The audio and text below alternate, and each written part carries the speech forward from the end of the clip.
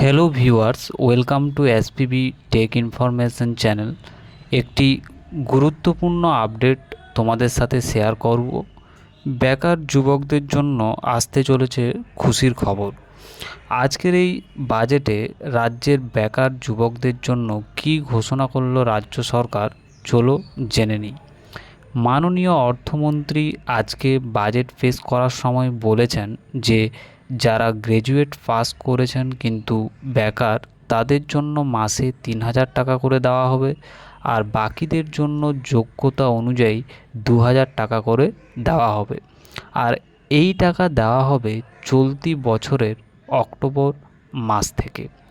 এই বেকার ভাতা প্রকল্পের নাম দেওয়া হয়েছে ভরসা স্কিম। তবে এখানে শর্ত একটাই, যে মাসে ইনকাম 1,00,000 টাকার কম হতে হবে।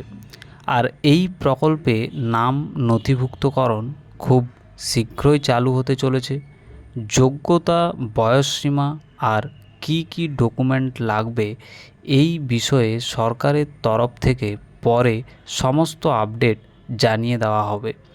আর সবার আগে সেই আপডেট পাওয়ার জন্য চ্যানেলটি ফলো করো। আজকের ভিডিওটি এখানেই শেষ করলাম। ভালো থেকো, সুস্থ থেকো, আর এই রকম ইনফরমেশান পেতে চ্যানেলটি সাবস্ক্রাইব করে রাখো, আর ভিডিওটিতে লাইক আর শেয়ার করে পাশে থেকো।